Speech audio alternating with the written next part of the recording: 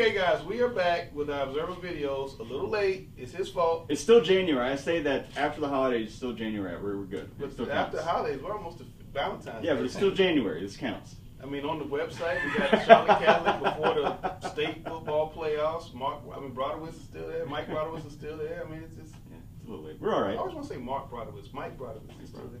Yeah. But we're here with Scott Taylor, Providence, second year, having a good season. Having a good season. Won 7 games, more wins over here since 2010. Most since 2010. Trying to get to double digits.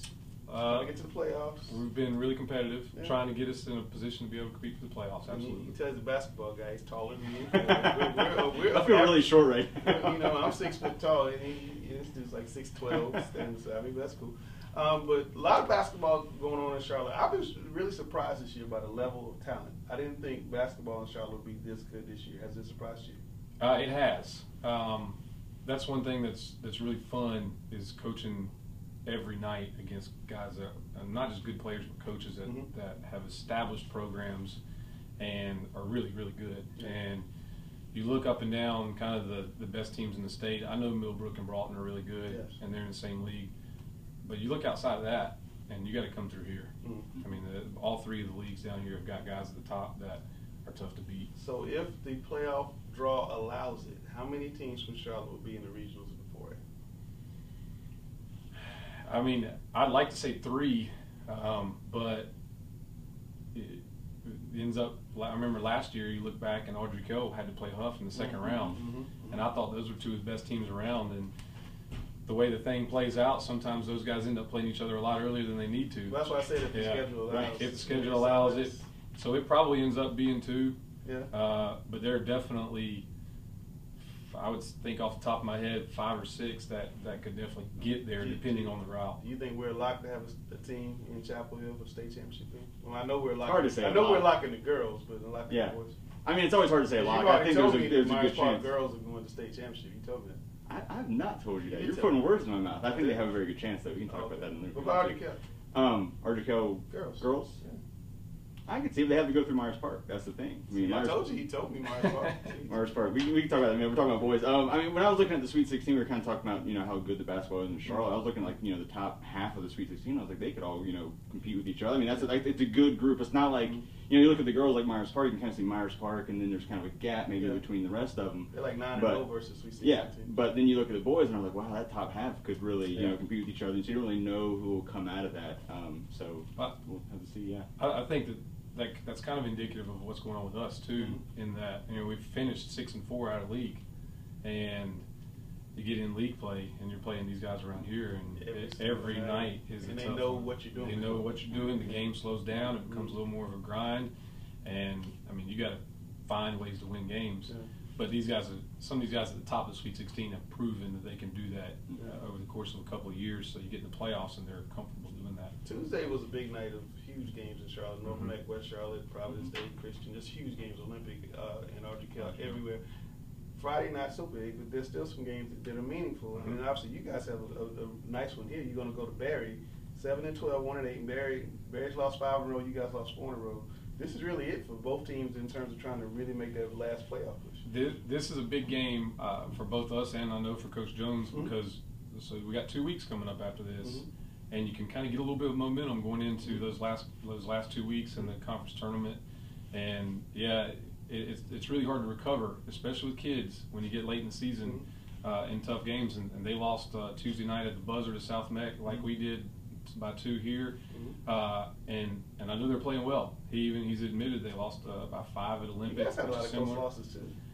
We've been really competitive, and that gets tough because they to put that much emotion into it every night and have to do it again and again takes a lot of heart and a lot of character. You got a tough game on Tuesday against West Mecka. I mean, the game's tied. You get a charge call there at the end, and then you end up losing one of your best players in regulation, another one of your best players started overtime. Tell me about that call and what it meant to you guys, because you felt like that was really a big game for you guys. Well, that was one that was a game that was really important to us because West Mecka is one of the very few games that I didn't think that we played very hard early in the year.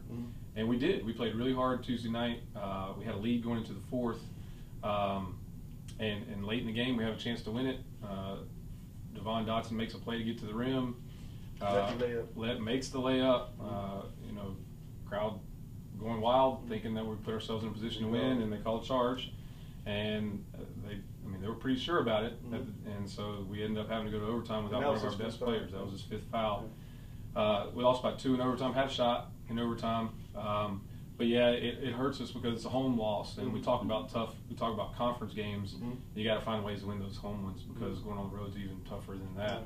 And so it puts us in a position where we're really kind of digging out of a hole trying to win some of these over the last 2 weeks. Well, staying in your conference, we got 2 other games that look like they're going to mean something to me. Olympics at Catholic.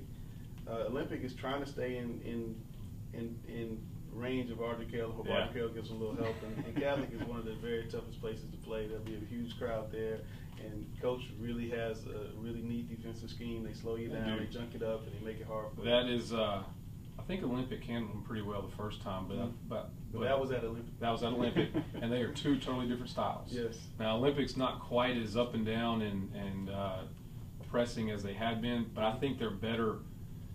I think they're more organized offensively, which may make them a little bit better when you talk about coming and playing people later on in the playoffs. Yeah.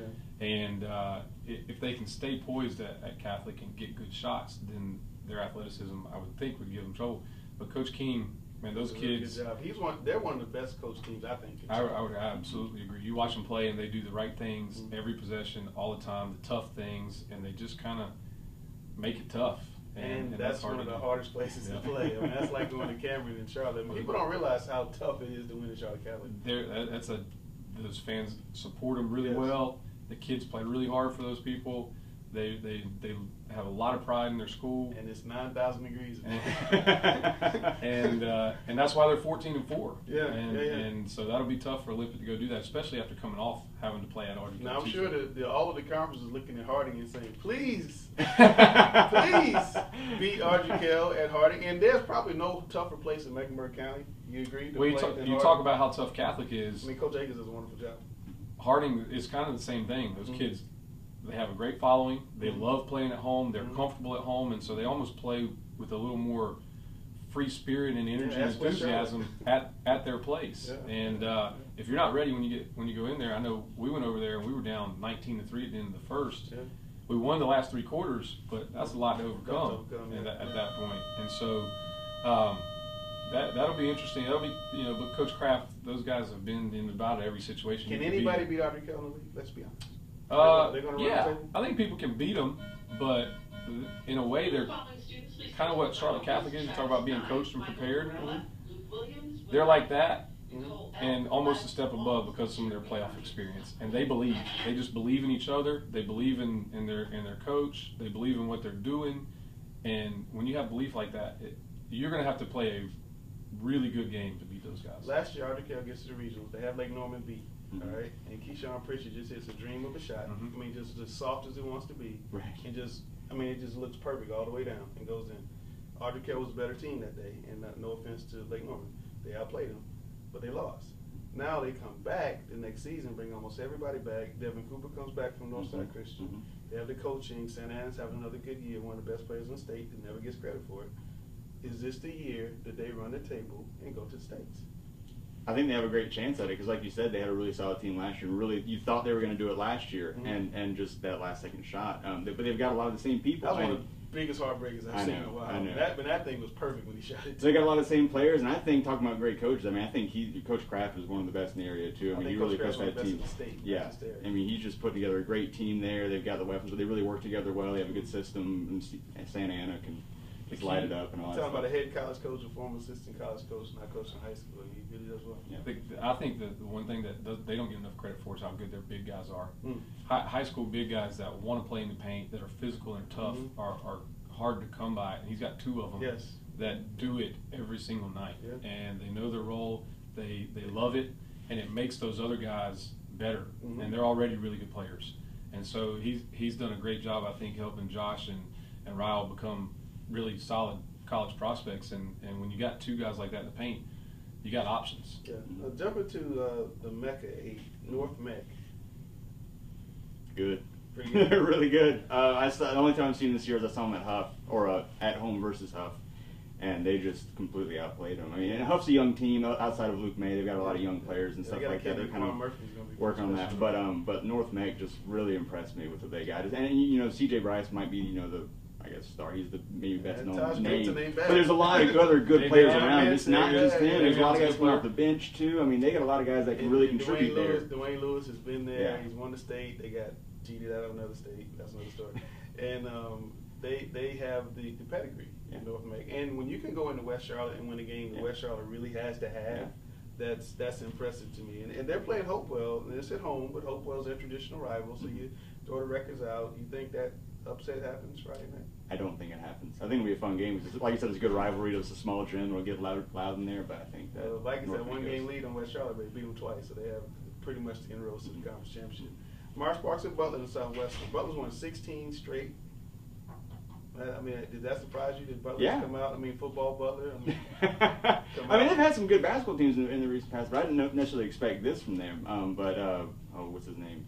Raekwon Scott. He's having a great season this year. He was kind of, last year they had Matthew Fisher-Davis and they had Giovanni Mack, and so maybe he wasn't as highlighted in that office. But 15 points a game. Yeah, he was 25 points. Yeah, but now he's stepped up and become kind of the guy leading the house and stuff like that. Yeah, he's doing great, and Coach Lowry's doing a good job over there too. So and he deserves to have some success. He struggled for a number of years over here.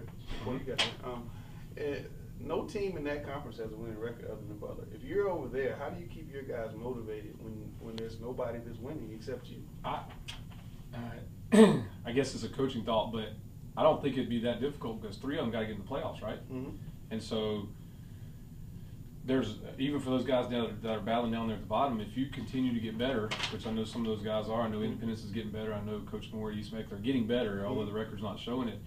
You can take these next couple of weeks and win a couple games and put yourself in a position in the conference tournament, the matchup falls right, and you find yourself in the 3rd spot going into the playoffs. So I would think there's a lot of motivation for those guys. And we saw Myers Park Monday, and they beat us as bad as anybody has all year. Part of that game. Part of that was us. That was 78-43 or something like that. They shot lights out. They played really confident. We didn't quite. They made 9 threes. We didn't bring very much defensive intensity, and I thought that we tried to come back and match it, and try to have an 8-point possession rather than working our way back, and so we didn't handle it very maturely. But Coach Hepler's, I mean, they won last night again, so they're putting themselves in a position. I think that they can go there, and early in the year they had Butler. They had a lead at Butler late in the game at home. Yeah. So I know they're excited to go over there and kind of prove that they're better than what their record has indicated. Yeah. I think Myers Park's one of those teams, just to jump in real quick, with maybe not a great record, but they could really surprise some people. Because I saw that Butler game, and they've got a good team. So we'll see. Conference champions, Mecka 8. Artico. No, Mecka 8. Mecka 8. Sorry, I was thinking Mecka. Mecka 8, North Mecka. Sorry. Well, you already said Southwestern is Butler. Yeah. Okay. You agree with that? North Mecka for sure. If we're talking regular season, Butler's got the inroad. What happens in the conference tournament? Was it the same thing, or you think maybe there's some surprises in the conference tournaments? Oh, I think conference tournaments are a whole other story unto themselves, and especially with kids, they feel a little bit of juice coming in because you got one week to live, and somebody makes some shots, and you get a matchup. Tournament play is so difficult because one matchup can really kind of throw off one night. I tell you, I wish they could put all the tournaments in the championships in one place like they used to. I mean, that'd be great to see. North Mecka, West Charlotte, Olympic, RGK, and Butler versus whomever. We're hosting the semifinals and finals here. Yeah. Hopefully, we're playing semifinals nights, but I'm excited to see that as well because I think our league's as good as any in the state. Well, back in the old days, they would play all the championships together, and it was really cool. I wish they'd go back to that. But look, thanks Coach Taylor coming out with us. Corey, I'm Langston. We'll catch you next week. Yes. Next week. All right.